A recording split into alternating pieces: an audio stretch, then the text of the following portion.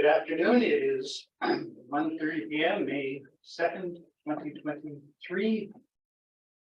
I will call this regular meeting of Council of the Municipality of Jasper to order. I welcome Councillor Waxer as Deputy Mayor commencing yesterday, and thank Councillor Melnick for his work over the past 2 months in that capacity. May, apart from the importance of change in Deputy Mayor for us, May is Mental Health Awareness Month. This week is also National Mental Health Awareness Week. I think it's important to recognize what significance that plays in our community as well as other communities. And I take this opportunity to acknowledge and thank our community development department for all the effort that they put into assisting with community mental health on behalf of all of us. On a lighter note, for those of you interested, today is also Poem on Your Pillow Day. So tonight, if you can write a nice little poem and put it on someone's pillow, they will sleep much better and wake refreshed and enthused and enlivened tomorrow. Keep that in mind. Councillors, we have a proposed agenda for today's meeting. Are there any additions, deletions, or other changes to be made to the agenda? Seeing nothing, I would ask for a motion, please, that Council approve the agenda for today's meeting as presented. Deputy Mayor Waxer, thank you. All those in favor? There are none opposed. That is carried.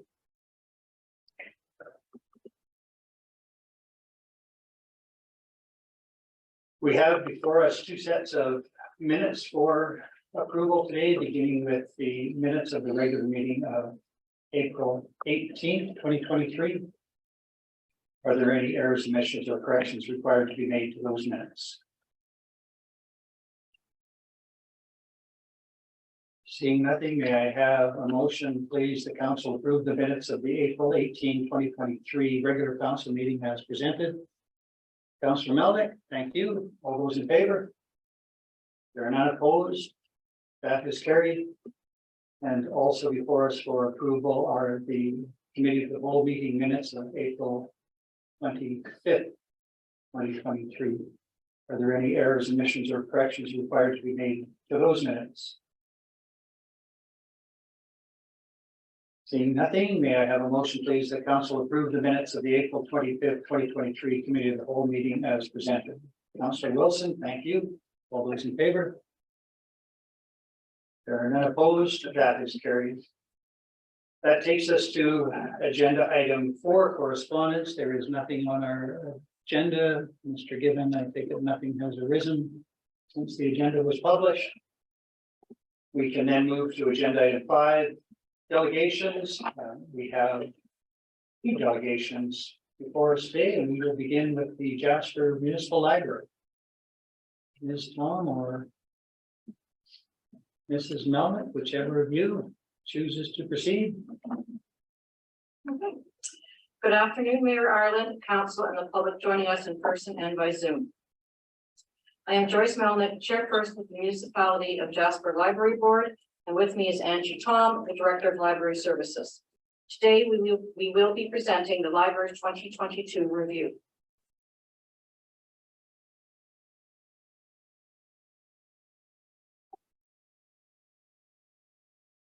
It takes many people to provide library services in Jasper, including staff and volunteers.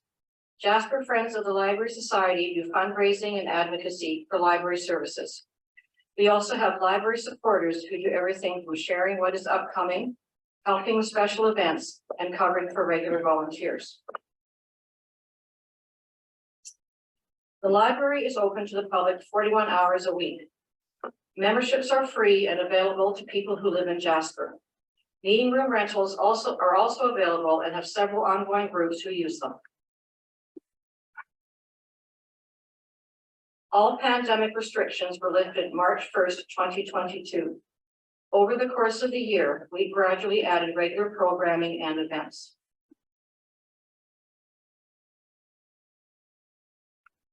Our visitor numbers are still recovering, but the summer jump has returned. Let's try that again. Our visitor numbers are still recovering, but the summer jump has returned. September took a sharper drop than expected due to the Chetamon wildfire. Visitors include residents, seasonal staff, and tourists.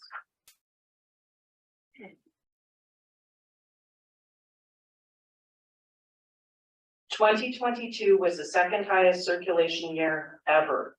2017 remains the top. Who reads physical books? We read physical books. The growth in e-resource use, ebooks, audiobooks, magazines, newspapers, and streaming media that occurred during the pandemic also maintained its levels. The library has been working hard to meet the priorities of our plan of service. Most areas are seeing positive results. However, while teens use the library as a space to meet, study, and borrow, they are still the hardest demographic to engage. The pandemic broke many of the library habits they may have had. Once they hit high school, they are busy. We believe that if we can build library habits early, teens will continue to use the library. In 2023, our programmer Holly started Tween Takeover on Tuesdays to build that connection with the library that we hope to maintain. The library welcomes opportunities to go out into the community and show that what library services can do for you. In-house programs are offered for all ages, including seniors and toddlers. We have increased and fine-tuned our use of social media to advertise our programs and share information. Some of our community are not using social media to access information. Posters, newspaper articles, and handouts still have a place in sharing information. Sometimes your accomplishments are behind the scenes. Being fully staffed and fully trained allows us to develop more programming and improve collection development. We can't thank the Jasper Rotary Club enough for their Indigenous collection project, which has added many Indigenous titles for all ages to the library.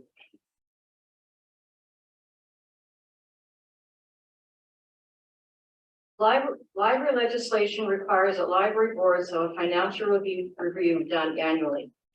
In your agenda package, you will find the library's report. Staffing issues in 2022 impacted collection development and service levels. The Canada Council for the Arts grant helped us run the Writer in Residence program that ran February to April. The library board had a reserve GIC mature this year with unexpectedly high returns. As we have not started on the Shade project for the library, it has been reinvested for a shorter term. The library board would like to thank council, municipality staff, library staff, and our friends of the Library Society for their support of the library. It takes all of us to provide this level of library service to our residents, seasonal staff, and visitors. Thank you. And open for questions or comments. Thank you, Mrs. Tom and Mrs. Melnick for your report. And we'll turn it to councillors for any questions they may have.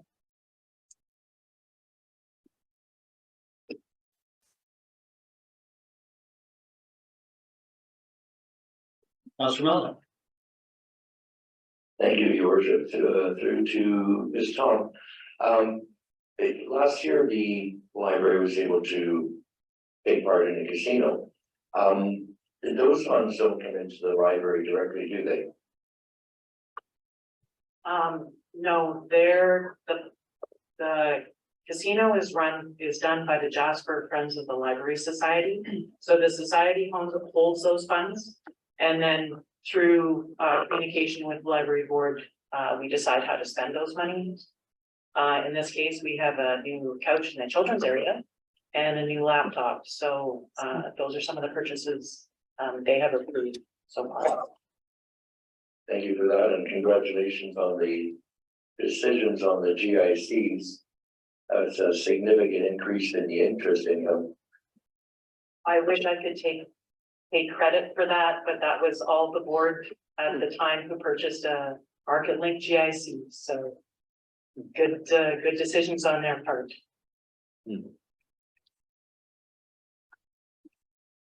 Thank you. Any other questions?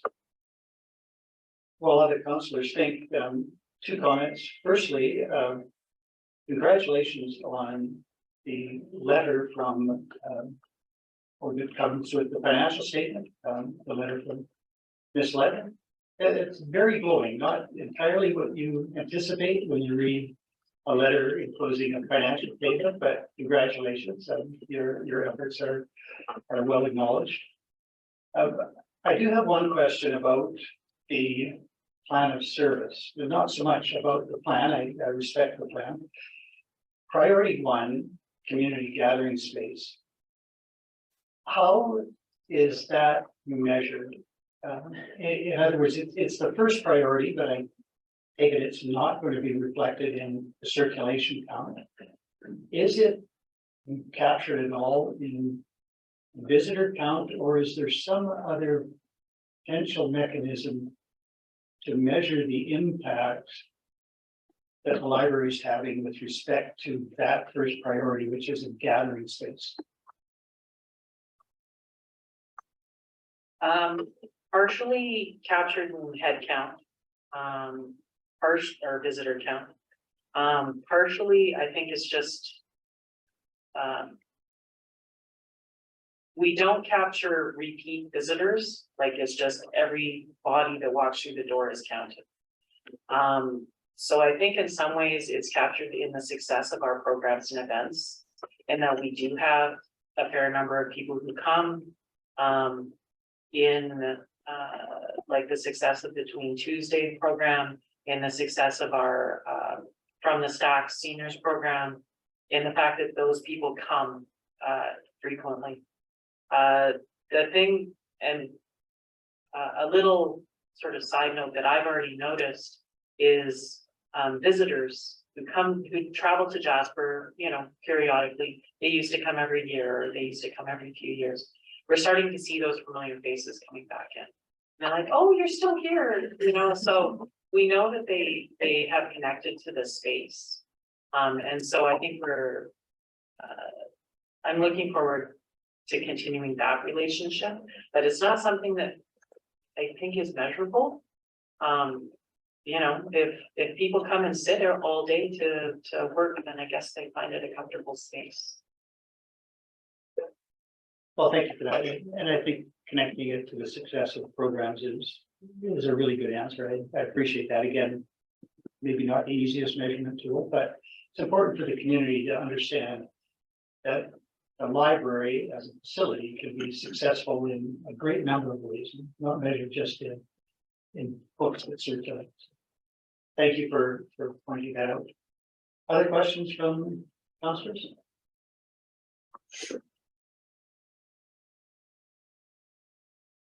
Do I have a motion perhaps from a councillor who sits on the library board? Councillor Hall. Thank you very much. And I also want to thank you, Angie and Joyce. It's a pleasure to stay on that board with you guys. And I love learning all about the library. Before I was on the board, I didn't actually have a library card. I'd like to admit that right now. And it's a beautiful space.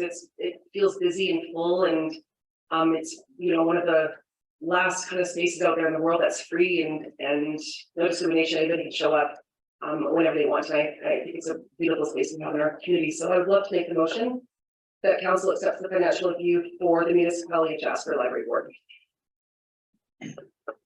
Thank you, Councillor Hall. Any debate on the motion? I will call the question. All those in favor? There are none opposed. That is carried.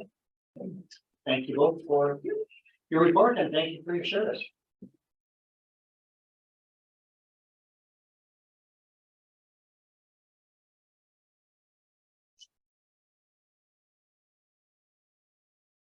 That takes us to agenda item 5.2, and we have accurate assessment group before us today. Mr. Troy Bertels, and he's accompanied by. This is my son Tyler Bertels, who is officially a summer student at Accurate Assessment Group, and this fall is enrolled in the appraisal and assessment program in Lakeland College. Happy for that. Thank you. Welcome, Mr. Bertels and Mr. Bertels. Okay, so thanks again for giving me the opportunity to come and speak. I understand it's timely. I believe you're setting your tax rates later this afternoon. Is that correct? First and second reading, okay. I find it a good time for me to give you information on what's changed year over year in your assessment base. So that's going to be the primary focus of today. I'm going to give you a little bit of a history of our company. You've heard me and seen me before, so I'm not going to dwell too much on that. One thing you'll note on this map here, if you compared it to last year's map, you'd see a lot more green this year. It doesn't really affect the municipality of Jasper too much, but the province put out a tender for designated industrial property assessment for 19 municipalities. And accurate assessment was successful on 15 of them. We were the assessors for some of them, and we added 6 new clients for our base. And that is, like I say, designated industrial, it's oil and gas facilities, nothing really that we have here in Jasper.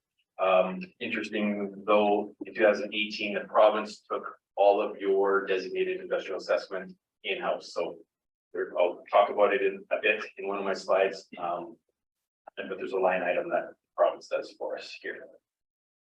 Again, I want to go back one more. So we were founded in 1997. Last year, we celebrated our 25th year as a company. And as a company, we brought all our staff to Jasper and spent the weekend. We golfed and did some tours.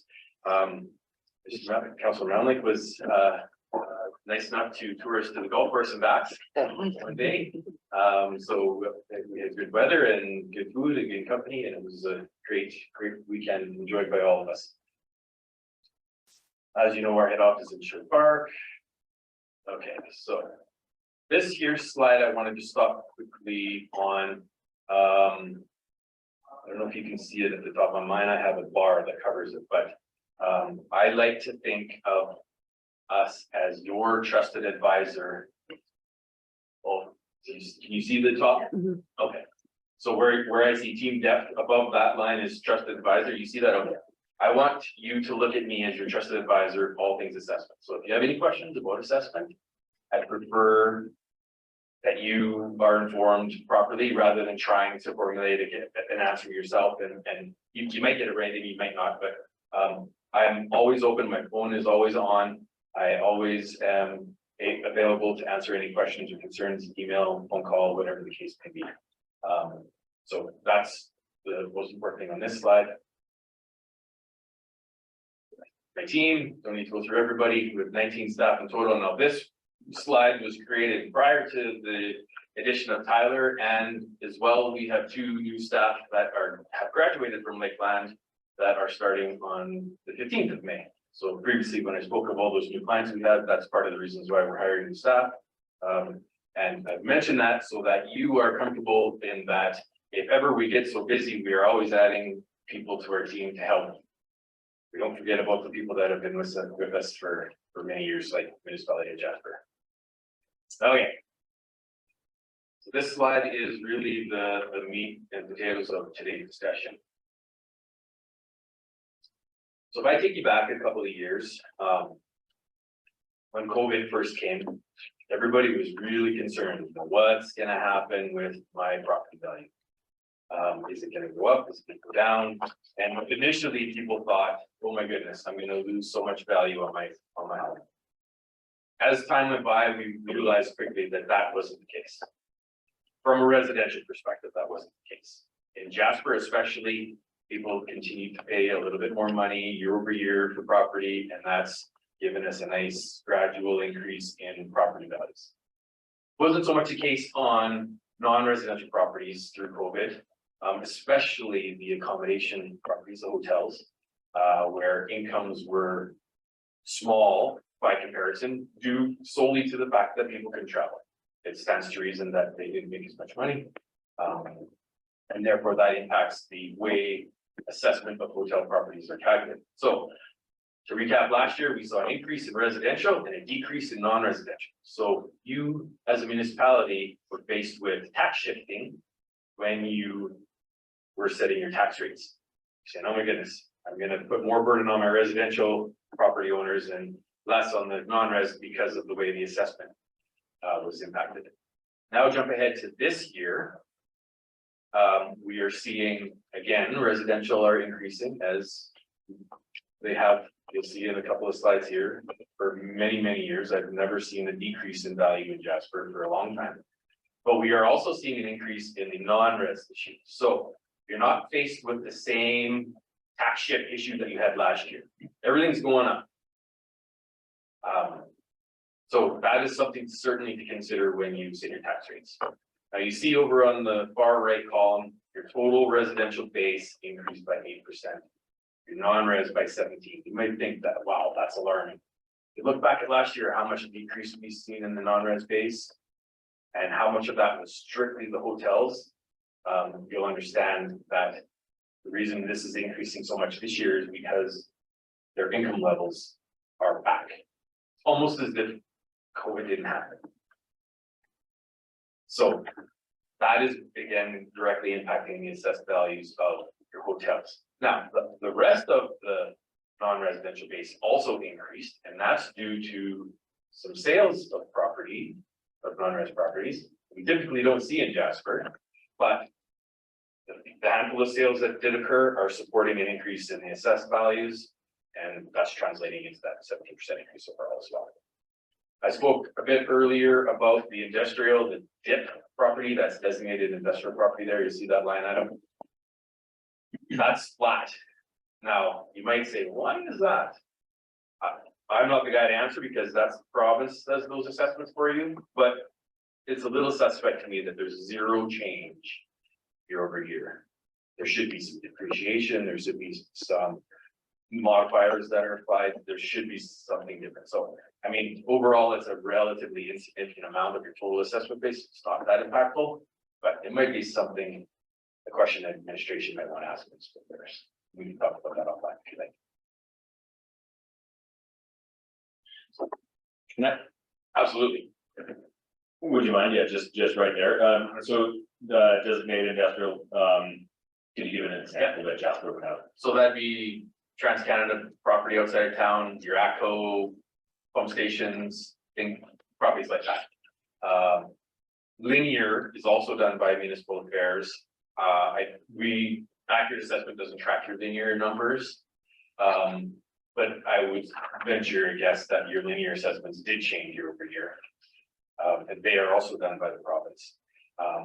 So yeah, that's why it's a small number by comparison of the total, is because there's only a handful of properties that it relates to. That would be an example. Thanks. I forgot to mention at the start, I don't mind questions fired at me anytime. So if you have one at the moment, feel free to ask it. Go ahead then, Councillor Melvin.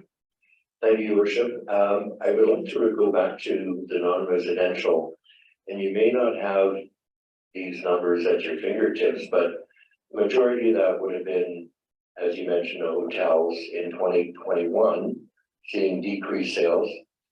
Do you have 2020 numbers at your fingertips for that?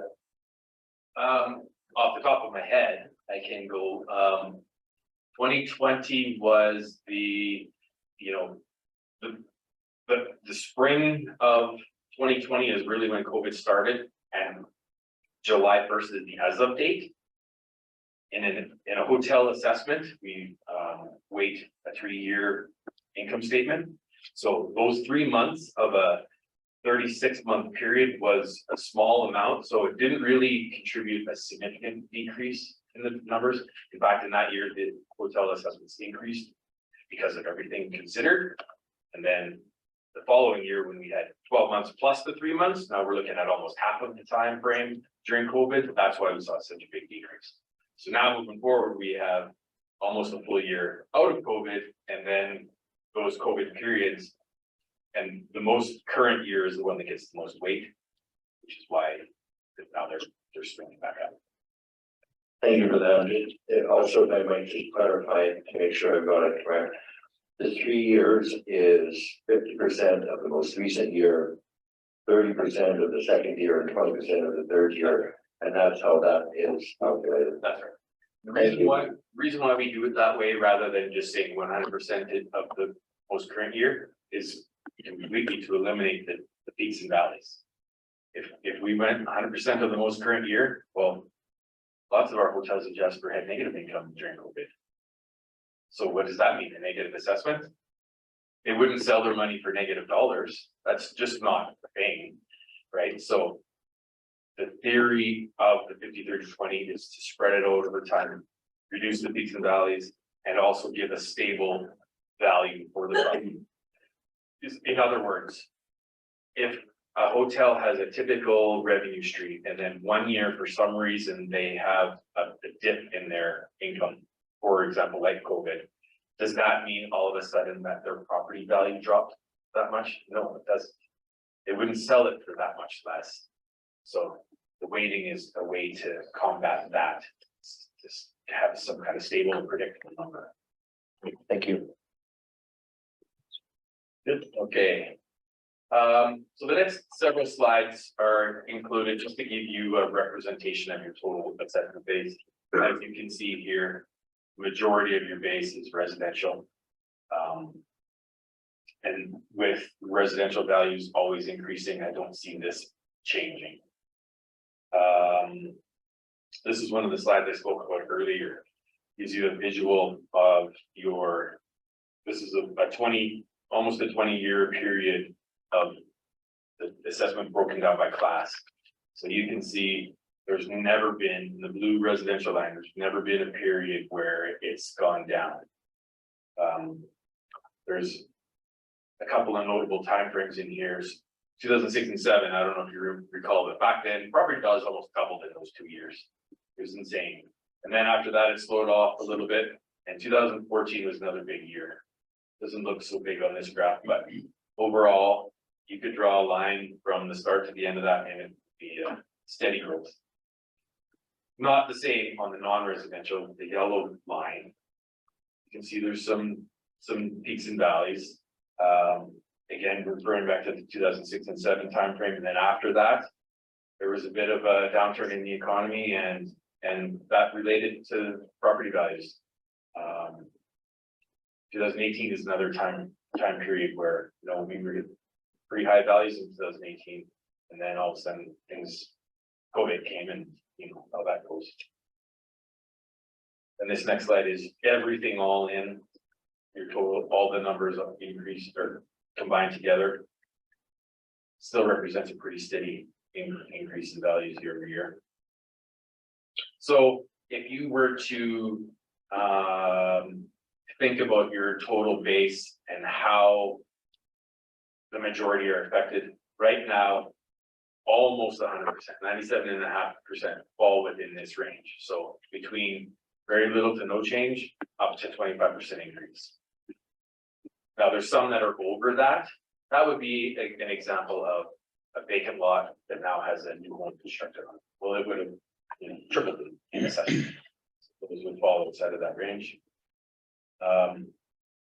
This chart gives you a breakdown of just in a different way. So you can see again, the majority fall within that 1 to 10% increase. That's I can go back to here.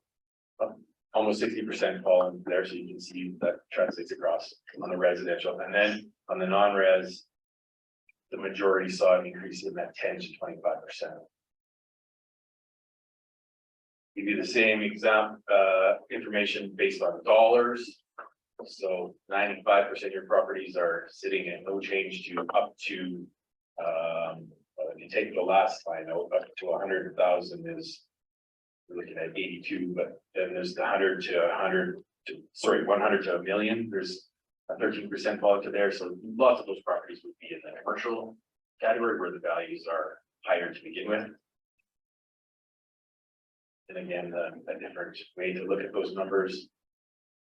Vast majority in that $25,000 to $100,000 increase range. I can tell you that almost all of that is market value. Right, the ones again, on the right side of that would be physical change, but the majority is due to market. This is just a visual representation. The darker the red, the more the increase. You can see how they're concentrated around the hotel properties. So we've seen some increases on those property types this year. Distribution of residential assets. So you might think, what property is under 200,000 in Jasper?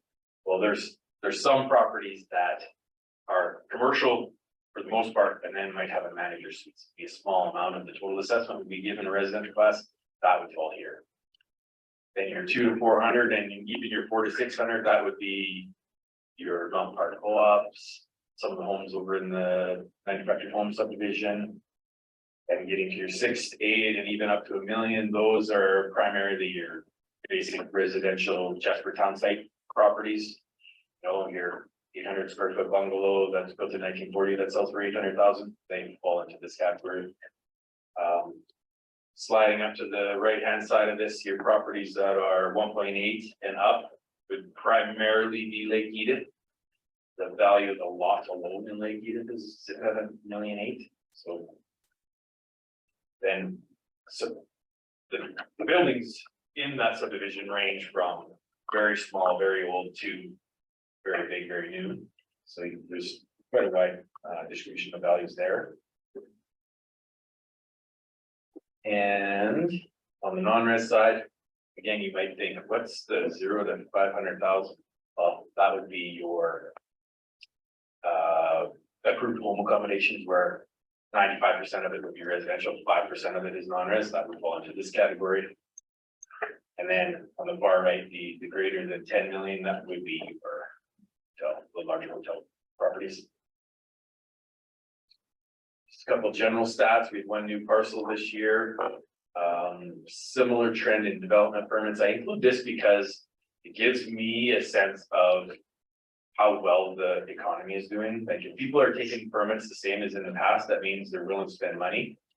And this number tells me that nothing's changed. They're still renovating, still doing buildings when they can, and it's a good number.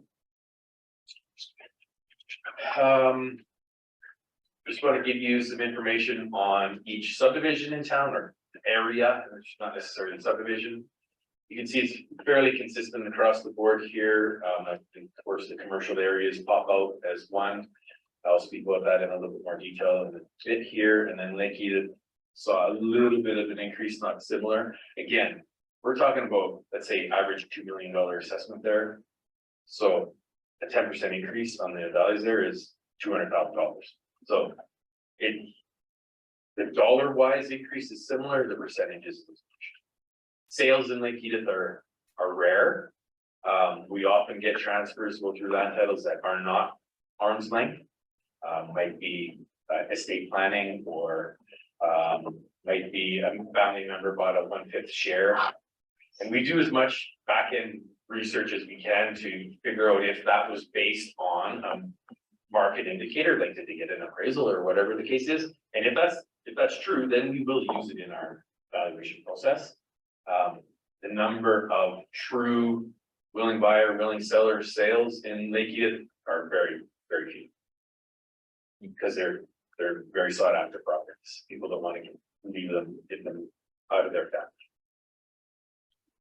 Okay, so now I'm going to talk to you a little bit about sales. So we've got the area, the number of sales, and then the median ASR represents the assessment to sale ratio. So when a property sells, if it's assessed at $1 million and it sells for $1 million, that ratio is 100%. If it's assessed at $1 million and it's sold for 1.1, that ratio is 90% ballpark, and so on. The provincial audit says my median has to be between 95 and 105%. So that's why I included this information here. So in all of these cases, the median is between 95 and 105%. Now, the column to the right is everything that occurred after July 1st. So this gives me an idea of where the market is going. So if these medians are lower, that means I have to increase my assessments to meet audit, which means assessed values are on the increase. So for example, residential town site, right now our median is 98.6%, which falls within the allowable range. After July, it's 95.6. So that's telling me that right now, if I was to hit the button to finalize the assessments for 2023, in that area, we can see a 3% increase already. Note that we still have sales from May, June, and July that will come into this, and historically, summer months are higher priced months than January, February, March. So my prediction would be we're going to see an increase again in the residential assessment base, and that's because market values on the residential side are increasing. Kind of spinning through this quick, so feel free to. I just pause you there, Councillor Keller has a question, if she can make her microphone work. Make it work. Thank you, Mayor Ireland. I'm just curious with these sales then. So within the residential, and if the sale goes through and there's a homocon, those people that will lose the homocon in that sale, and if they don't get it back, then that'll change the assessment of the house for the following year, am I correct?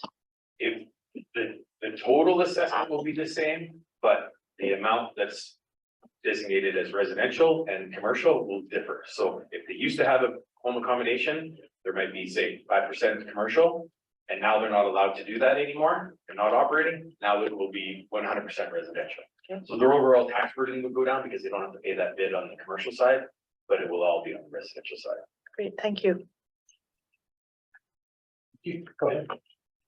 Okay, so we talked a bit about hotels. I'm not going to read through this entire slide, but the income approach is used in the assessment of hotels. We talked about the weighting earlier.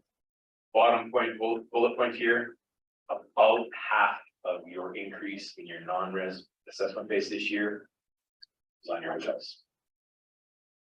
So the rest of the non-resing assessment also increased, but on a property by property basis, not nearly as much as the hotel. Now, if you look at last year, it was exactly the opposite. The hotels dropped a lot more than the rest of the non-res space. So I don't know what you're gonna do or how you're gonna consider that, but just know that in my opinion, this is kind of a correction of what happened last year. It's more normal in my opinion, this way.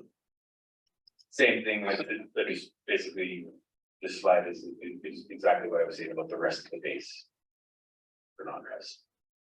So all in all, you've got an increase on both res and non-res a bit more than res, so a little bit of a shifting, but not nearly as bad as last year. Assessment complaints. So we all know that if you are unhappy with your assessment, you have the ability to file an assessment complaint. Step number one is contact the assessor, discuss it, and see if there's anything that you learned that you didn't know before. I don't have the number off the top of my head, but we fielded, you know, some residential calls, not a ton. At the end of it all, we have 0 residential complaints and 4 non-residential complaints. And interestingly enough, those are for hotels, which stands to reason because they're the properties that some of our standards. So this number here is important when you're considering your tax rates. Overall, at risk, the most assessment we could lose is 5.8 million. So we saw $100 million increase on the non-res base. At worst case scenario, we're only going to lose 5.8 of that. So not terribly significant, but something you should be cognizant of while you're setting your tax rates. Of course, I'll be keeping Natasha very informed on the process. Moving forward, just a quick map of our reinspection cycle. So what this means is every property within the green area in the north there, we will be visiting. We're updating photos. We actually were working on that this morning and will be this afternoon as well. Later on in the year, I will be mailing what we call a residential request for information letter to all the property owners in that area. And what that will entail is a couple of pages of questions about renovations and additions and overall things that, you know, we used to just knock on the door and say, hey, what's going on? It's not as accepted anymore with COVID and things like that. So we're trying to use this as a tool to help collect as much information as we can. So that'll be coming later on. I'll work with administration on the best time to mail those out as well. And then in closing, just to keep you informed, I had an open house earlier this year. What were our numbers? 6? Something like that, 6. And you know, some may say, well, is it even worth coming? Lots of times those 6, they're satisfied and they're pleased and that's good. So if I can offer that, then I'm going to. I won't stop doing it unless you folks say it's not worth it. It's included in the price you pay. So council presentation today is the next step for information. I talked about the reinspection areas. Yeah. Any other questions? Thank you very much, Mr. Burles. I will turn to council right away for questions. Just on that last point, 6 at the open house, that kind of sounds like a budget meeting. That not to say that they are not critically important, and so perhaps that was 6 that would have otherwise translated to complaints or appeals. So that's very true. it's well done. I just wanted to make a comment before I turn to councillors. You started with the slide about being our trusted advisor. I just want to let councillors know that accurate assessment is also very accessible.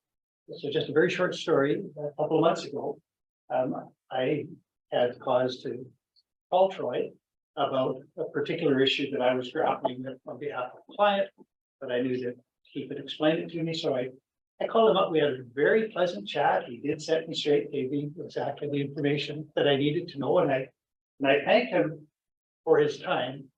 His response says, well, no problem. I'm standing here on the dock in Mexico waiting for the fog to clear so I can go boating. But he had no hesitation taking my call. So I really did appreciate how you do make yourself accessible, Mr. Bruce.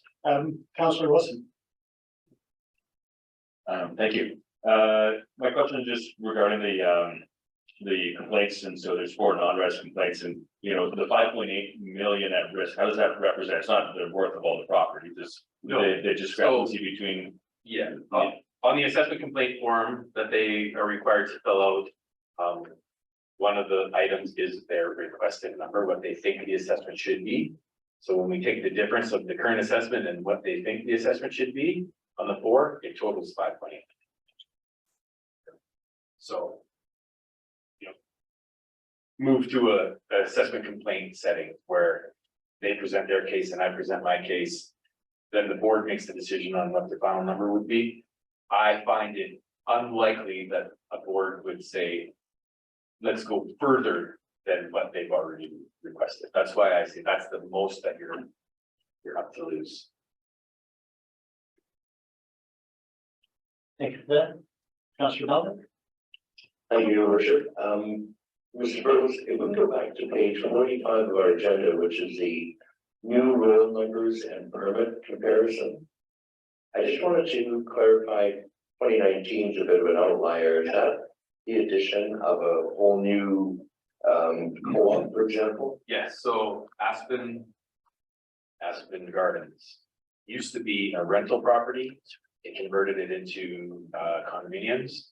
So effectively now instead of 1 title, there's 66 titles. And then the other items, which are would that be, for example, somebody splitting a lot, creating 2 separate lots? Almost always that's the case.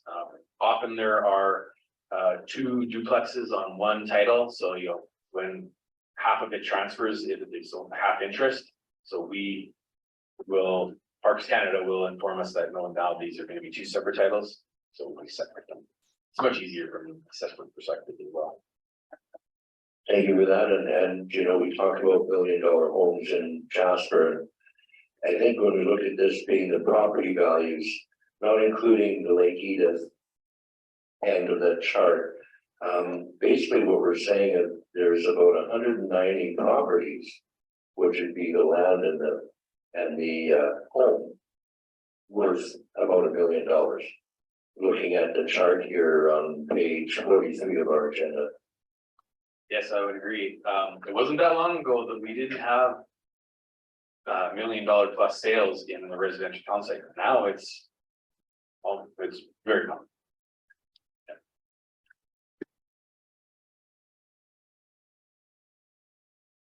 Mr. Burrows, I have a couple of questions. Firstly, with respect to the calculation of value for non-residential properties, you've indicated at page 48 and 49 how you do that. Does the cap rate fluctuate with the type of property? In other words, is the cap rate for a hotel different than a commercial office building or retail building? And if so, who sets the cap rate and how is it set? Good question. Typically, they are different. Typically, the risk involved in owning a hotel is greater than a retail property. In other words, I own a retail property, I lease it to you for your business, you run your business, but your agreement is to pay me over a 5-year period. So I've got 5 years of income. Hotels are nightly. So the weather could turn ugly and everybody cancels their rooms. I got no way to collect that money. COVID could happen and nobody's coming for a long period of time. I got no way to recap that money. So the risk is higher. So risk is built into the cap rate. But ultimately the cap rate is the conversion of your cash flow into capital value. The cap rates that I'm using are very close. Retail and the hotels are very close. So who sets them? Sales. So in other words, on all non-res properties, I calculate net operating income based on the rental potential of it. And then when it sells, I divide the net operating income by the sale price, the percentage, that's the cap rate. So when I have a handful of non-res sales in Jasper, I do that same exercise in there. Let's say they're between 5.5 and 6 on all of the transactions. So now that cap rate gets applied to all of those property types. Ideally, I would also have a handful of sales of hotels every year, but we know that doesn't happen. So we kind of work over a long period of time to look at sales. Another thing in Jasper is we are afforded the ability to generate fairly good nightly rental rate in a hotel, especially in the summer. And our occupancy levels here are 100% almost throughout the summer. So there's lots of income comes through. And if you were to compare that with almost any other municipality in the province, they don't have that ability. So there's more risk on those hotels. So the cap rate would be higher, resulting in a lower value. Through COVID, I alluded to it a little bit where just because the incomes drop doesn't mean the overall property values drop. So in the formula of NOI divided by cap rate equals value, if your NOI is super low, if you don't adjust your cap rate, so too will be the final assessed value. So believe it or not, as strange as it sounds, through COVID, I reduced the applied cap rate for the hotels to help mitigate the loss of the assessments, even though we still saw a 20-something% drop in values in hotels. Thank you. Maybe I should stay out of this. It's too late for appeals, isn't it? It is. Yeah, good. I will ask the question. Is the cap rate amenable to fine tuning, say within the hotel category. So, for example, Jasper became known as the cabin capital of Canada during COVID. People were particularly attracted to the opportunity to rent a cabin space that would keep them separate from everybody else. But for those more traditional hotels, they didn't have that advantage. So somebody with elevators and hallways and all of that. So they would be impacted differently. Is there an ability to reflect that in the cap rate, or is that only going to be reflected in the net operating income? Primarily in the net operating income, and we did see that last year. If you look back to my report last year, the conventional style hotels saw a large decrease, but the outlying bungalow properties, their income wasn't nearly as impacted. So right out of the gates, their higher NOI will translate to higher value. Now, I also did compress the cap rate on those properties last year a little bit to keep it in line with the accommodation sector, not as much as the other hotels though. So they still, if I recall correctly, the bungalow properties last year were pretty consistent in year-over-year assessments, whereas the hotel, the typical hotel style properties dropped a lot. So to answer your question, it's primarily in the net operating income, but also with the cap a little bit. All right. Thank you. Before I lose all of council, I've got one more question. If you could just take a look at, well, it's page 36 of our version. It's the graph of the assessment history comparison, which to me is really striking. And it's a very general question I have for you on this, but beginning in 2004, there was very little variation between residential and non-residential assessment. They were almost equal. Now we've got to the point, both are going up, of course, but now as the most recent material, non-residential is only about 60% of residential. Can you say whether that is a trend that you see in other communities where you assess, and is it a trend that you think is going to continue? It's a trend that suggests to me that, as you started your discussion, even though there's a slight shift this year back toward non-residential, the overall shift, the trend is to more assessment and more burden, subject to the tax rate split, on residential. Is that something that you're seeing elsewhere? Not to the same degree, and I say that because everywhere else, if somebody wants to build a store, they can just build a store. Can't do that in Jasper, right? You have to go through the process with Parks Canada. You have to be eligible to build, like, what was the last commercial property that was built here, right? 5 years ago, other than the new hotel, I should say. Whereas in other municipalities, I would say there are 10, depending on the size of the municipality, 10 to 100 new non-residential properties. So that's building on that base. It's keeping those numbers closer together. In Jasper, I would predict that that spread would continue to grow, that gap would continue to grow. But it's so hard to say. The handful of non-res sales that I spoke of earlier will be impacting the new assessment for sure. So that to me will indicate not what I said about continuing to spread the gap, but it's so hard to move to the future. Predicting sales, there just aren't very many of them here. I don't think it is the norm. I would also say that gap isn't the norm. Right, thank you for that. I appreciate all your responses, as I'm sure all the council does. Is there anything else for Mr. Bertels and Mr. Bertels before they leave? I guess not. Might I have a motion from a councillor to accept the report as information? Councillor Wilson. Well, we should at least have one question for young Bertels. That's right. And it could be easy. Are you learning anything with Bertels Senior?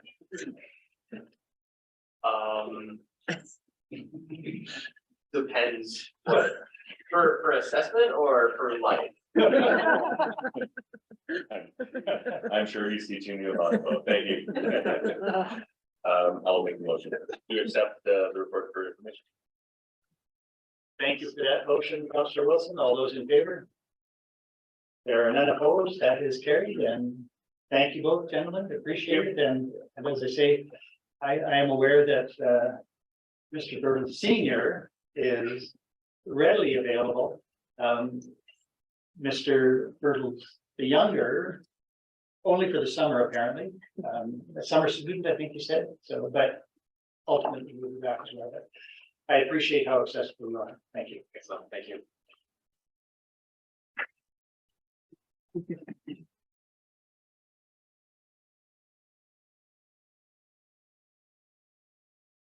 That takes us to agenda item 6, new business, and we will begin with 6.1, Connaught Utilities Borrowing and Local Improvement Levy Amending Bylaw for second reading.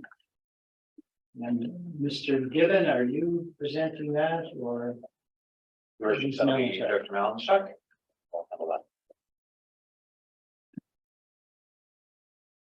Thank you, your worship.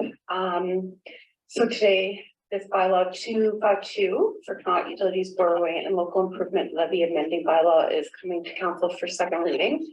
As we discussed in the first, before the first reading, that we would be doing an amendment to the bylaw prior to bringing it back to council today. Therefore, the only thing that has changed,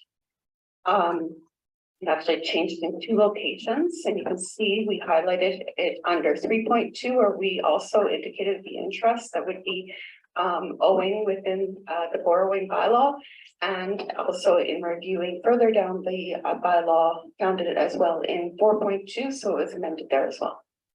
Thank you very much. Thank you for that, Mr. Malinchuk. Are there any questions of council before I call for first reading? I have just a couple, and I apologize for not having picked these up earlier. In the preamble to the bylaw, the 4th clause references properties in 2023. Was there an impact at all in 2022? And I can't recall all the particulars right now. I think things were delayed because of the funding, but was there an impact in 2022 that needs to be addressed at all? Thank you for the question, your worship.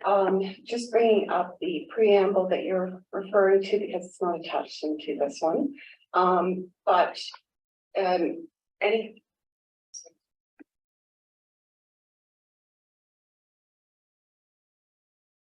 Your worship, just making sure, are you referencing the 4th whereas? Yes. So in our agenda package, the 4th whereas reads that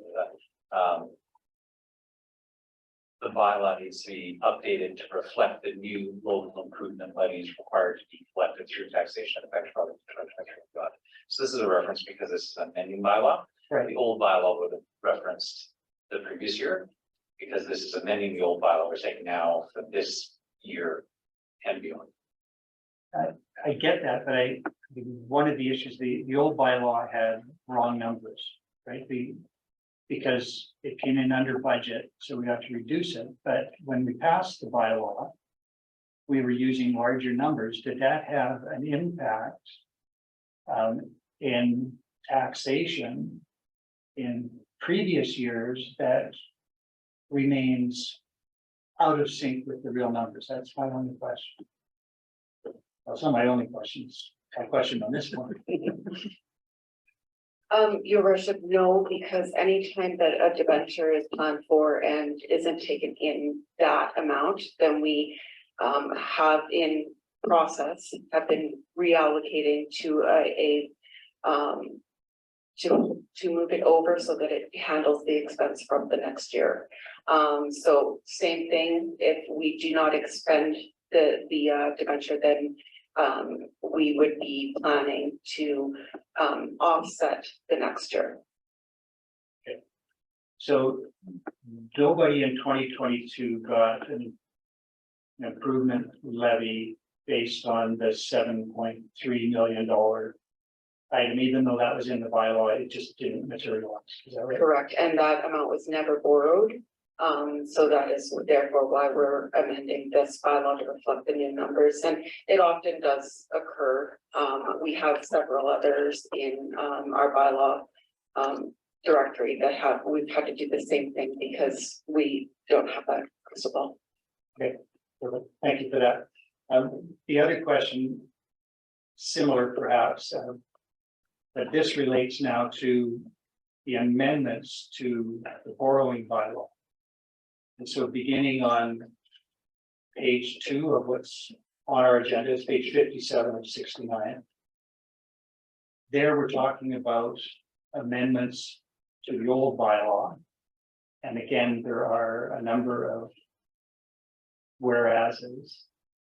And in the second one there, it refers to whereas Jasper National Park owns parcels CB and or GB and GC, which is no longer the case.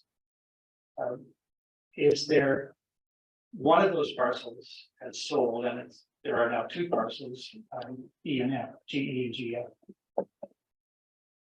Does this make a difference? There's a secondary reference in a chart later on, where again it shows the leaseholder as Parks Canada, which as of today is not the case, but when we passed the bylaw initially, it was the case. Does that make any difference to anybody other than me? Your worship, if I might, the last time I looked up GB and GC within our system, it was still Jasper National Park. So therefore, I'm curious as to sale date exactly, but also this would then be part and parcel of what they would roll over to within the context of their sale. So it might be something that has to be discussed, but the last time I looked it up, it was still registered under Parks Canada. Yeah, and that's because provincial land titles is many months behind, but I can tell you that it has gone in for registration because the lease was issued in the fall. I can't remember now, September or October, but. Right, okay, so this would be then something that Parks Canada would have to deal with on regards to their sale, is what I understand. All right, I raise it only because I don't want this to translate to problems for your department. Correct. Down the road when you're trying to collect the levy from somebody who. And we were anticipating that for sure. And also they will be certifying this bylaw before it comes back to us for 3rd reading. So if there's anything that they need to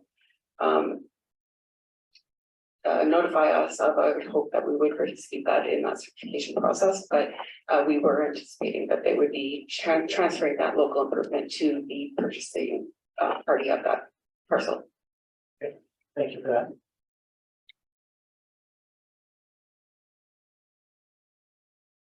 The bylaw is before council for 2nd reading. We did give it 1st reading subject to the amendment in the dollar amounts, which has come through and is before you with those changes highlighted in yellow. So if there are not further questions for administration, is there a councillor prepared to make a motion to do 2nd reading to bylaw number 252? Councillor Wilson. I make that motion that council gives 2nd reading to bylaw number 252, not utilities borrowing and local improvement levy amending bylaw. Is there any debate on that motion? Thank you, Councillor Wilson. I will call the question. All those in favor? There are none opposed. That's carried. So that will go forward for park certification, and if there's an issue, it will raise it, and it will come back either with a slight change or it will come back with a review. Thank you for that.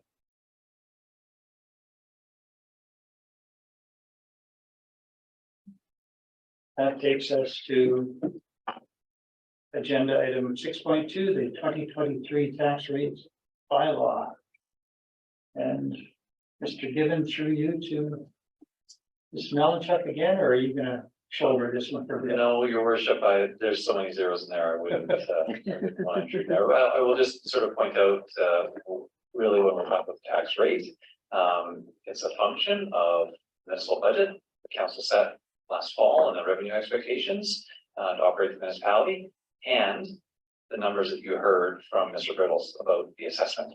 And so this is the number that goes in between to generate how much properties have to pay in to support the municipal budget set by council. And that is based on the assessment. So the numbers you see here are reflective of those two things that council seen previously, the assessment that you saw today and the budget that you set last fall. I'll turn over the rest of the details to Director Melanchuk. Thank you, Mr. Given. Today, administration is here to recommend that council give first and second reading to what you see before you, the 2023 tax rate bylaw. So just to go over highlight some of the background. For the municipal taxation this year, we are looking to collect $206,728. The other 62% of the municipal taxes, municipal expenses that support our business are recovered through grants and user fees. So that's a really good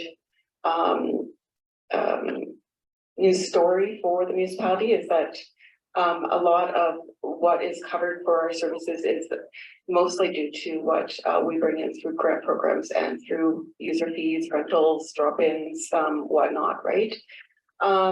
So, and just to highlight also that nearly 11% of the municipal taxes being collected in 2023 goes to the federal government for land rent, and also to the government of Alberta for policing.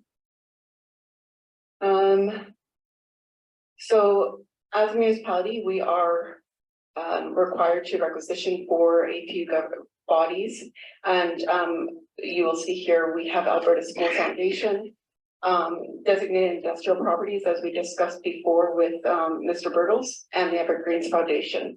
It's listed below what the 2023 requisitions will be for the 2023 year. And also in the context of this report, what we've done is we've done a comparison of the 2022 tax rates versus the new 2023 tax rates. And you can see that they've gone down. And this is mostly due to the increase in assessment base that we're seeing this year. And this is due to growth as well as market. So it basically spread the taxes over more area than reducing the amount per assessed dollar on the properties. So good news story is that the rates have gone down. However, you know, if your assessment has gone up, therefore your taxes will go up accordingly. You'll see the same thing for Alberta School Foundation.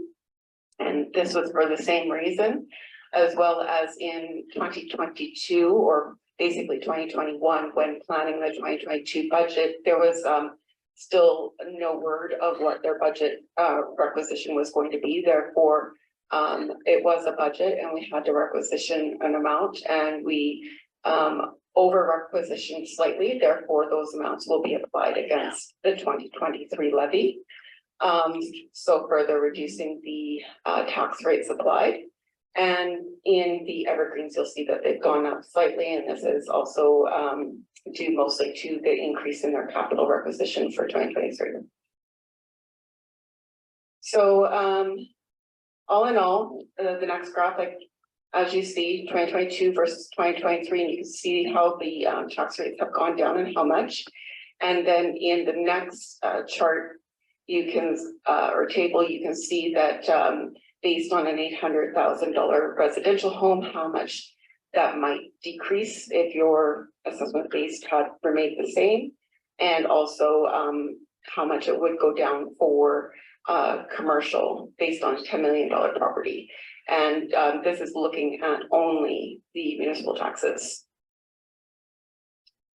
Once, for process sake, once all of this is completed, once we receive 3 readings of the bylaw, what occurs after that is that we then go and apply the tax rates against the assessments.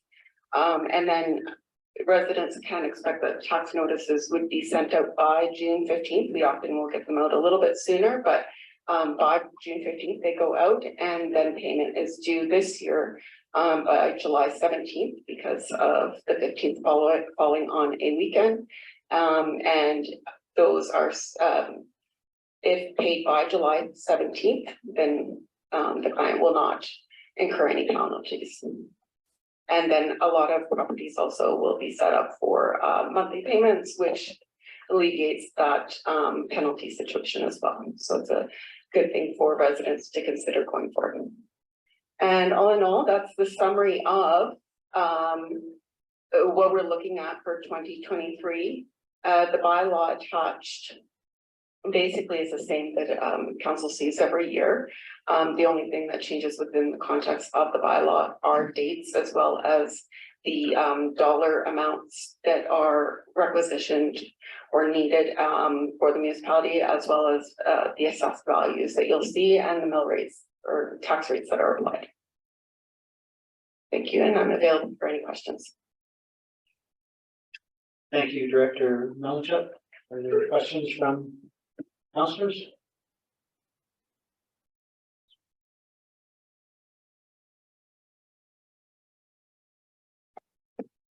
While others think of their questions, I have more of a comment than a question that you can confirm if you would. And this is the proportionality of our spending.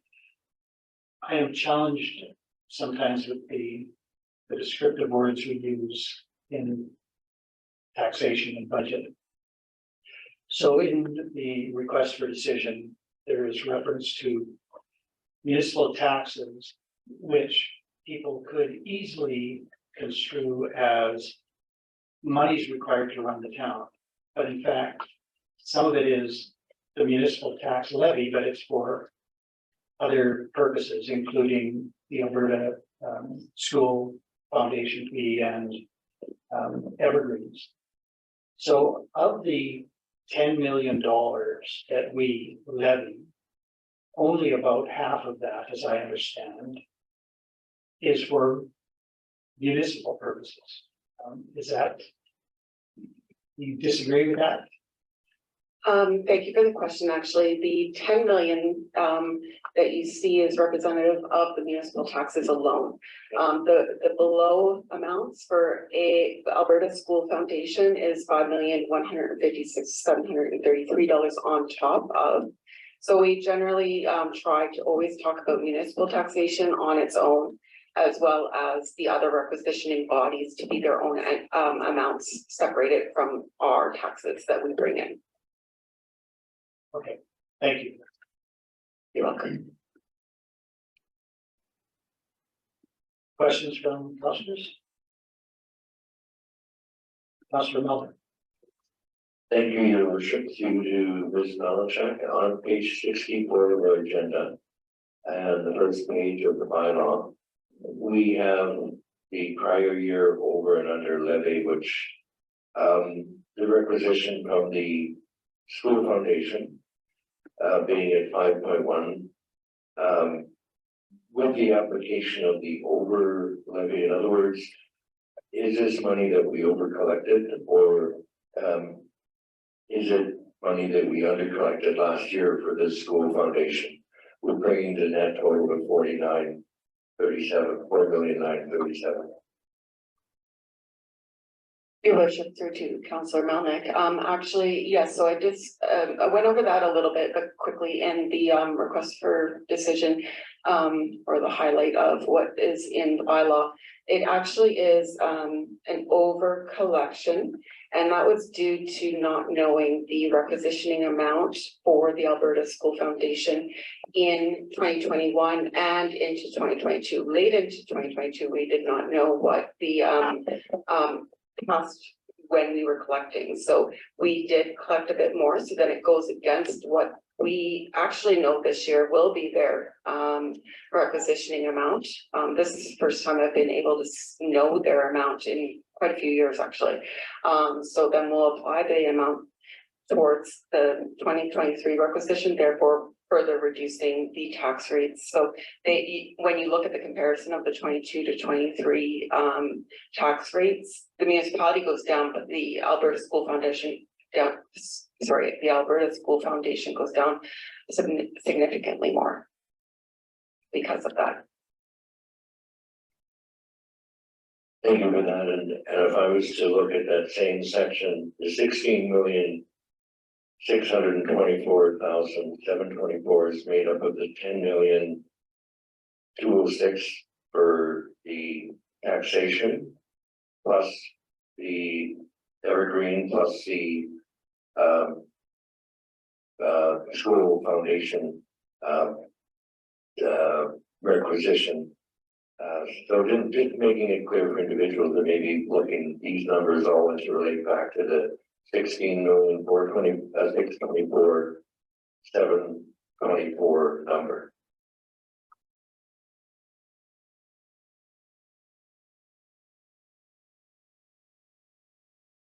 Your worship, through to Councillor Melnick, sorry, I just sometimes have to look at the full scope of everything because it's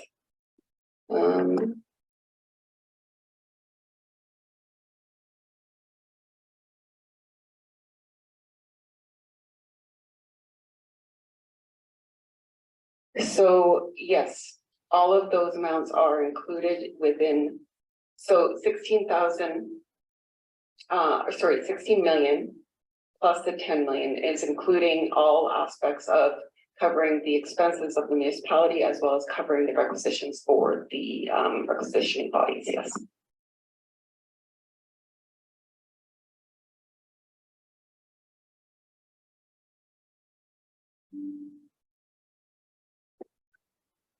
Thank you for that.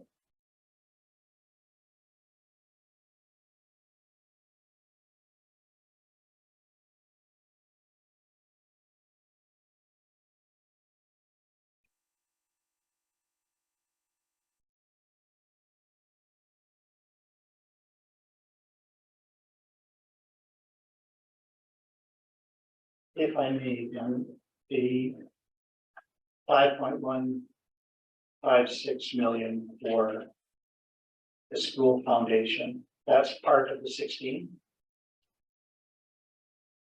Yes, sure, sure.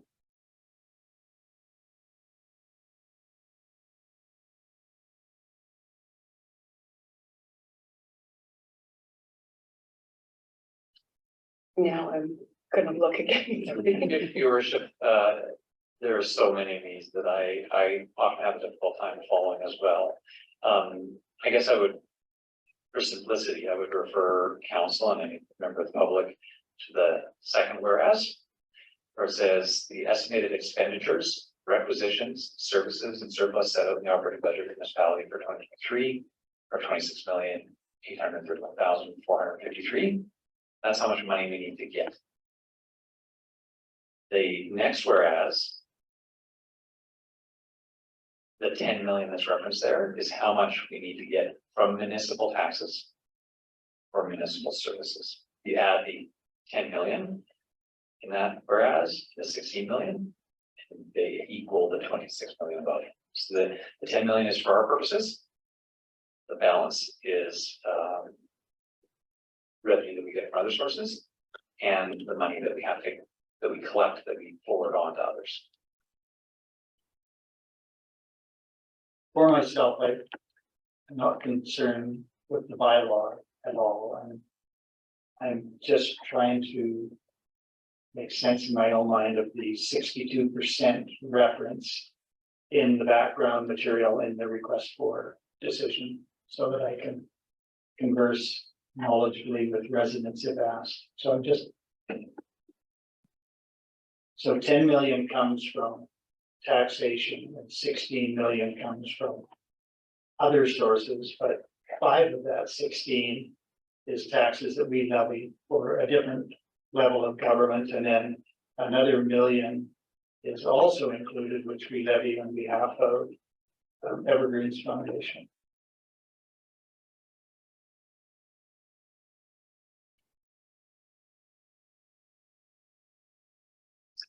Your worship, I do have the answer for that. I just have to look into my documents a bit further.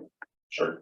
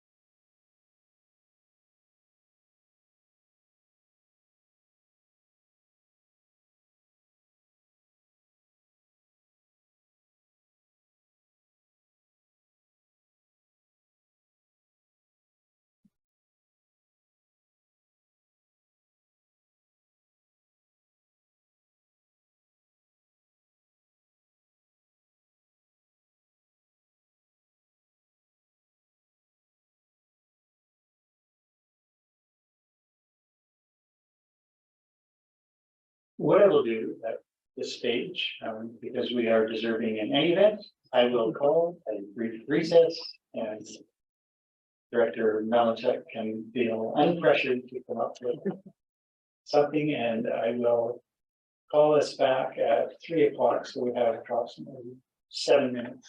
We will be in recess.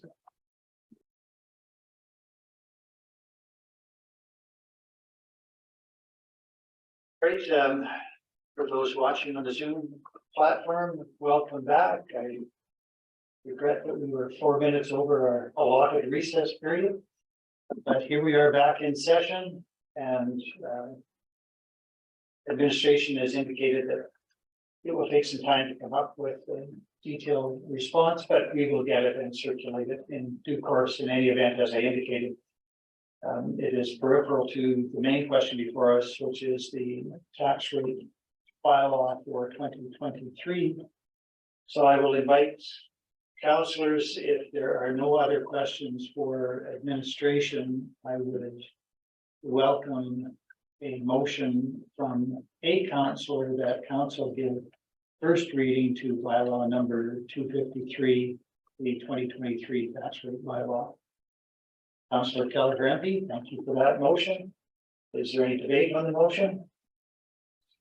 I will call the question in. All those in favor?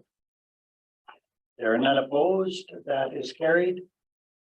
And is there a councillor then prepared to make a motion that council give second reading to bylaw number 253, the 2023 tax rate bylaw? Deputy Mayor Waxer, thank you for that. Again, is there any debate? I see no debate. I will call the question. All those in favor? There are none opposed. That is carried. So that particular bylaw 253 has first and second reading. It will go to Parks Canada for certification and come back to council, I presume, 2 weeks from today. That takes us to agenda item 6.3, communities in blooms, terms of reference. Mr. Given, are you addressing that? Yes, your worship. This comes as a recommendation from committee. that council adopt the Communities in Bloom Advisory Committee terms of reference as amended. I'll speak to the amendments that are here. Apologies for not highlighting them as clearly as Director Melnick highlighted the changes to the amendments to the previous bylaws. In section number 1, the purpose and responsibilities of the committee, we have an added line at the start of that passage, which is to foster community pride and engagement in maintaining the appearance and livability of Jasper. So that was added as a part of the discussion. And then towards the end of that paragraph, specifying that it is supporting to contribute to the long-term success of the municipality's participation in the Communities in Bloom program, and this is the added word, local beautification and environmental initiatives. So again, stressing that it's not just the municipalities, that it may in fact be larger than that, but certainly in this local area. Under item 1.2, we've also added the word local again in there. Specify it's not just the municipalities' beautification and environmental initiatives that the committee might have comment on. And then under membership, added some specificity. Before there were blanks for how many councillors and how many members of the public. Again, any of these things are variables that council, should you wish to, can still change, but based on the conversation of 1 councillor and 2 public members. And then in addition to the regular members above, the following organizations will also be invited to appoint 1 member each to the committee: Parks Canada, Tourism Jasper, and the Jasper Park Chamber of Commerce. And then finally, the final change was the removal under section 4 that referenced in-camera meetings. And as just I mentioned at the committee of the whole meeting, that was a holdover from a copy and paste using a template from a previous committee, and so that's been removed, that reference to in-camera meetings. Other than that, Your Worship, I believe that highlights all the changes that came from committee, and I hope that as administration captured the discussion accurately. I'd also note that any items here are still changeable, and in terms of the makeup of the committee, if council wished, you can make an amendment here before passing the terms of reference. Councillor Hall. Thank you very much, Mayor Ireland. I just have a quick question about the 2 public members. Will it be a similar process as someone wanting to go to the library board where they apply and then the HR committee selects 2? Your Worship, for Councillor Hall, yes, I would imagine that would be the same. Of course, this would be a new process, but the municipality does from time to time invite public members to put their names forward. The library board being a perfect example of that, although they're slightly different because they have their own legislation, and but the municipal council does have a role in making those appointments. Yes, this could follow exactly the same process. Deputy Mayor Waxer. I just had one recommendation for a change on 2.4. Maybe if it said public members will be appointed, just so it's clear that the invited members are not included in that. I think it just gives some clarification. And I also wondered whether changing the number from 2 to 3 would be a wise move. It would be a similar composition of 7, similar to council and to many other groups.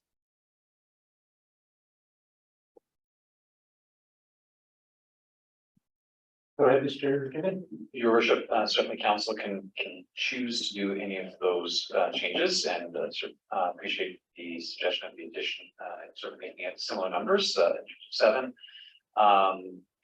I would offer that on 2.4, the idea that members will be appointed by the decision municipal council does retain municipal council's authority over this committee. You would have the latitude to choose not to appoint somebody recommended, I suppose, by the other organizations, or to remove somebody's membership on the committee if they were not serving in a way that met council expectations. So that could be strengthened by under 2.3. The following organizations will also be invited to recommend 1 member to the committee. and leave 2.4 as it is, which would again just really establish that this is a committee of the municipality of Jasper. And we have identified some specific organizations and have invited them to recommend to us people to be appointed. But it's up to council of if they're appointed. And council has the autonomy to withdraw those appointments should you choose. So a bit of a nuance there, which still requires a change to 2.3. Thank you for pointing that out. I had missed that. Really good point that Deputy Mayor Waxer made, but also when we had two bodies appointing, it could be troublesome. So I do appreciate the suggestion by Mr. Given, but I turn back to Councillor Waxer, Deputy Mayor Waxer. Does that resolve your issue on that matter? It does if we change the word appoint in 2.3 to recommend. If it said appoint, then I think it becomes awkward in 2.4. Great. All right. Councillor Melnick, I see you, but before we turn to that, does anyone on council have any objection to changing the word in 2.3 from to appoint to recommend?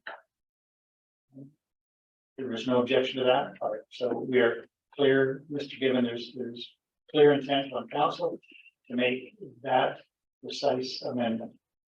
Councillor Melnick. Thank you, Your Worship. I just want to look at point 2.5, because it reads a little bit clunky. I think it's missing a word, and that is that the chair of the committee will be a councillor and shall be, which is missing, appointed by municipal council on the recommendation of the mayor. Or you can take out a number of words and say the chair of the committee will be a councillor appointed by municipal council on the recommendation of the mayor. Either way, it would be a little clearer. Or you could say appointed by the mayor on the recommendation of council, which is what I thought. I don't know why it would be me. Anyway, I don't care one way or the other. Mr. Given, you have that suggested wording by Councillor Melnick. Again, I look to councillors. Is there any objection to that grammatical change, I would call it? Okay. Mr. Given, I have one question about funding.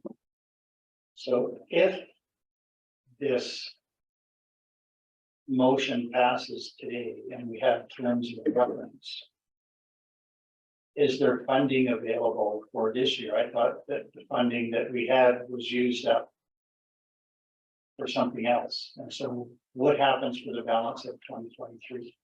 Your worship, you're correct. We referenced that in the report to committee last week.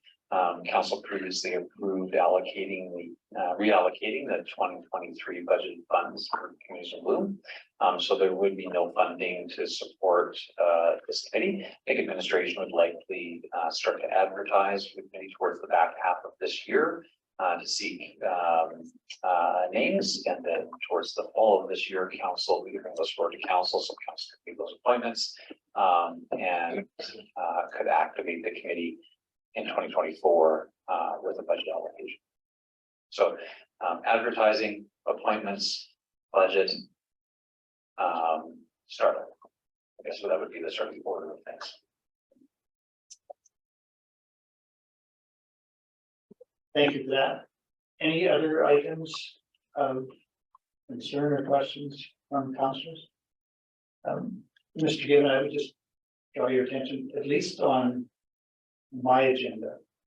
The very first line, there is the word at the end that is out of place, but you read it and you read it without Jasper.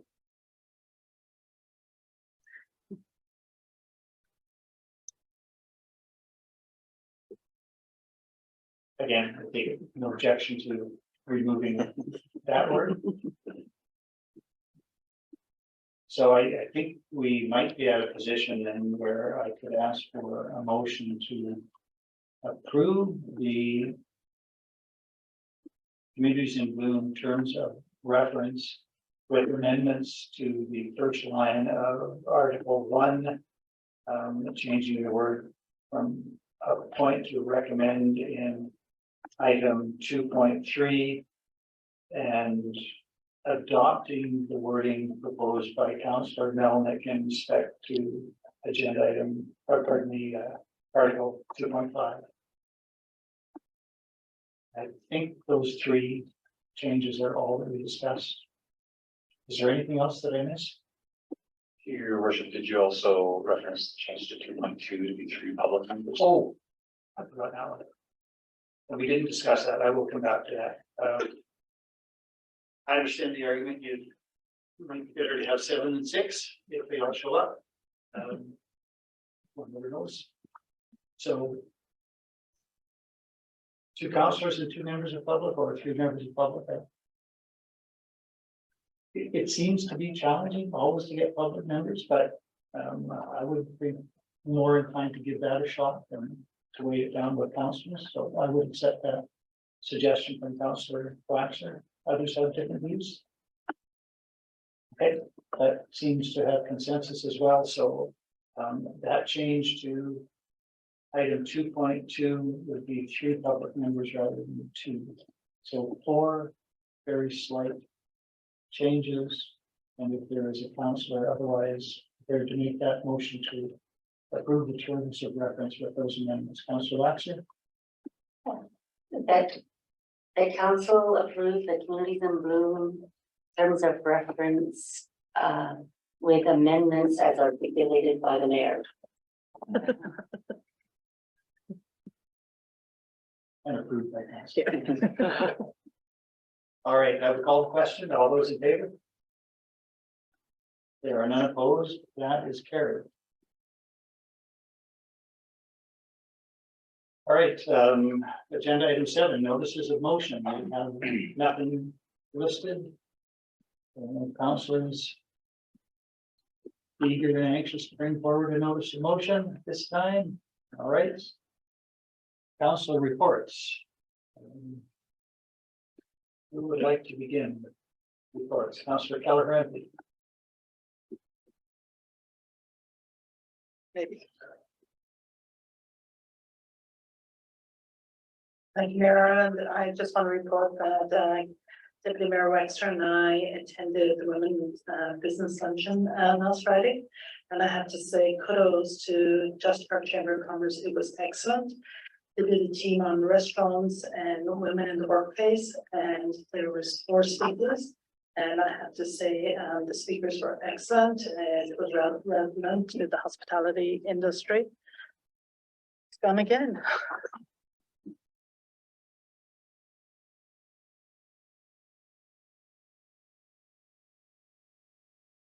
Sure, it's gone.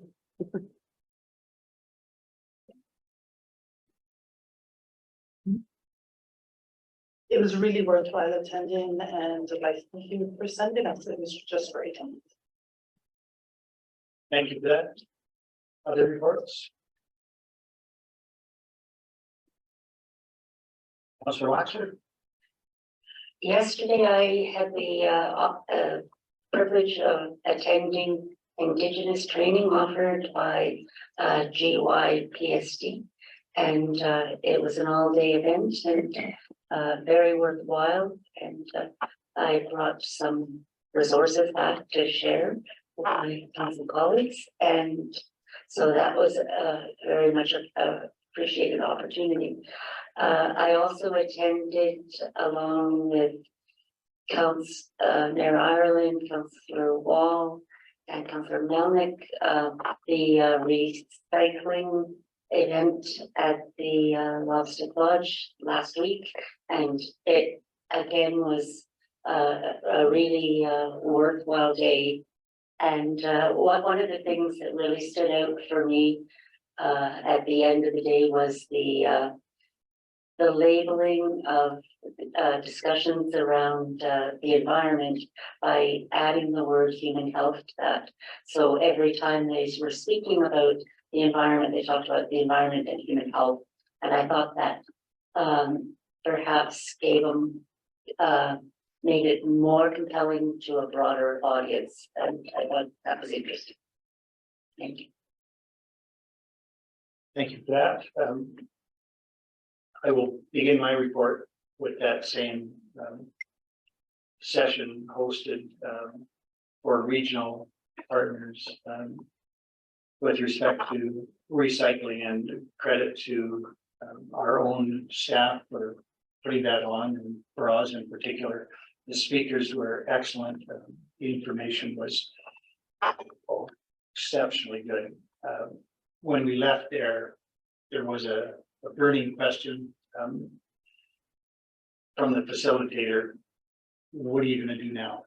And I discussed that in particular with our CAO, and without a notice of motion, I think Mr. Gibbon will come forward with an RFP.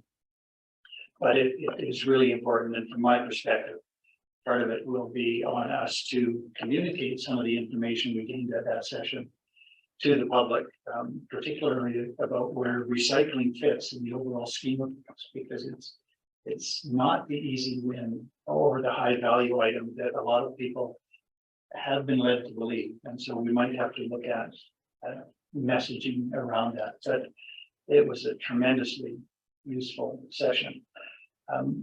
During that day, those in attendance will recall that our MLA Martin Long also made an appearance, and we were able to jointly announce the up to $1.5 million worth of funding that we have received from the province for upgrades to the wastewater treatment plant, which is really significant.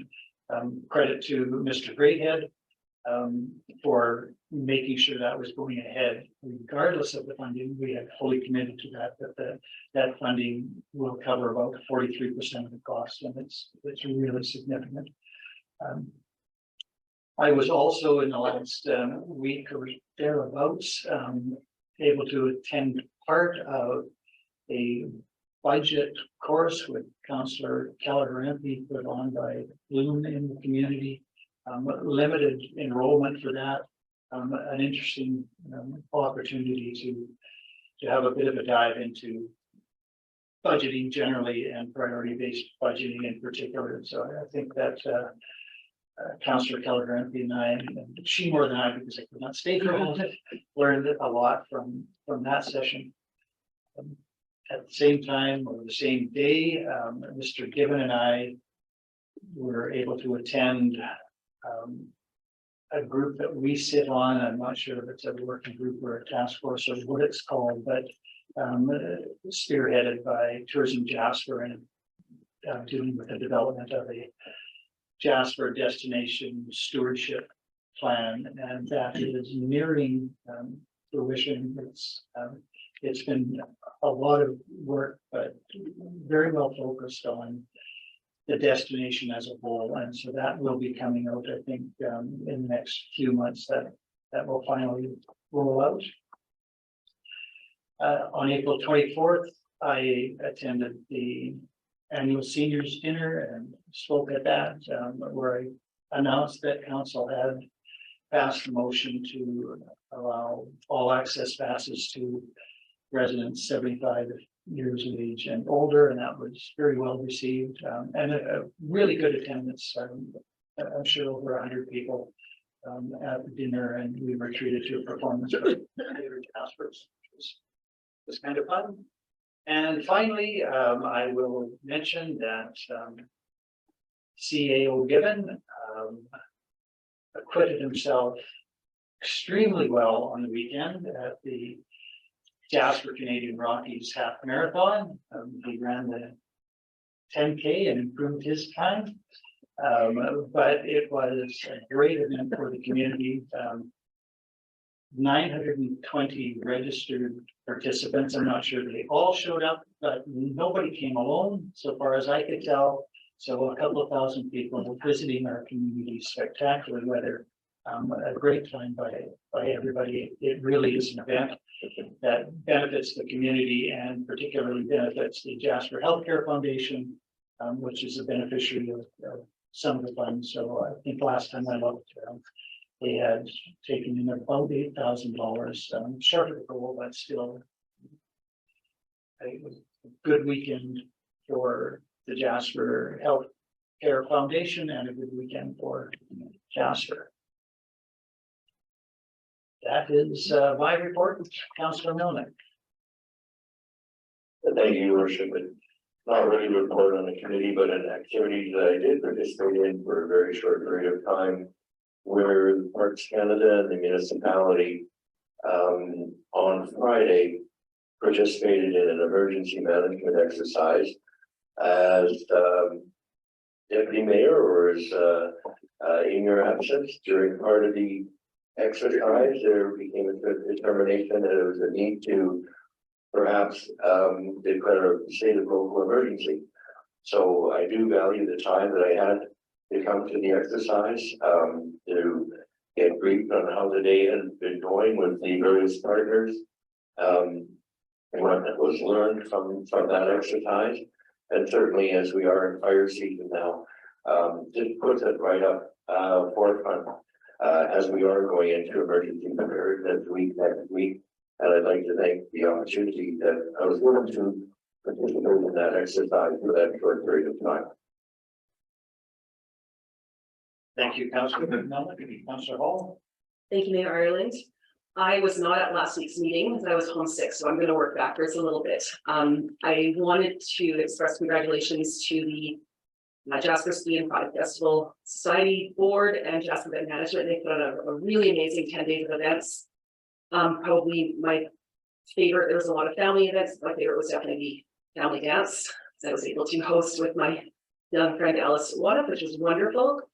Last Wednesday, I completed a 4-week Zoom course with the elected official education program, which was council's role in land use and planning, along with Councillor Demoda. I'll let him speak that next week if he wants to. I found it very interesting, especially as we're moving towards land use and planning. Very different in a rural setting, but I absolutely learned a lot. And I too was at the recycling and waste management event. I think that's what it's called on my phone. I'm not really sure if that's what it was called, but it was very informative. And Councillor Wax and I did have really great conversation with, I believe her name was Jody, but I can't remember her last name, about adding community health to environment, which really makes you see it a little bit differently. And I think I took away from that recycle isn't the first R, it's reduce, and I definitely have some things we could do in our municipality. So yeah, that's my report. Thank you, Councillor Hall. If there are no other councillor reports, we can move to agenda item 9, upcoming events. There is a list. Emergency Preparedness Week begins next week. There is an open house on May 10th. The Jasper Park Chamber of Commerce General Meeting also on May 10th. And the Alberta Japan Twin Municipalities Association Conference, which we are hosting here on May 11th and 12th. Sorry, 12th and 13th. Apologies. Credit primarily to our hardworking clerk Emma Acorn, who's put that all together for us. And Fire Smart Day on May 14th. Are there any other upcoming events of which councillors should be made aware? Councillor Melnick. Thank you, Your Worship. We had 2 references to the event I think we should add to our calendar. The first one was during the library presentation. And the second one was your attendance at the seniors dinner. And we should have it in our scheduled events that Seniors Week is coming up, I believe, June 5th to 11th.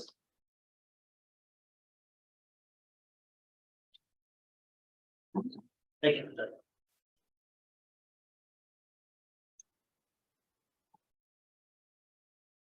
Is there anything else to bring to the attention of council with respect to upcoming events? If not, we appear to have concluded our agenda. I would entertain a motion to adjourn. Nobody wants to leave. Councillor Hall, you were first. Just. All right, I have a motion from Councillor Hall that there be no further business, the regular meeting of May 2nd, 2023 be adjourned. At 3:34 PM. All those in favor? There are none opposed. We are adjourned. Thank you all, and to any members of the public who stayed with us and came back after our extended recess. Thank you all for that. We have, We will be back 9:30 and we have a few next Tuesday morning with a They got committee. much more.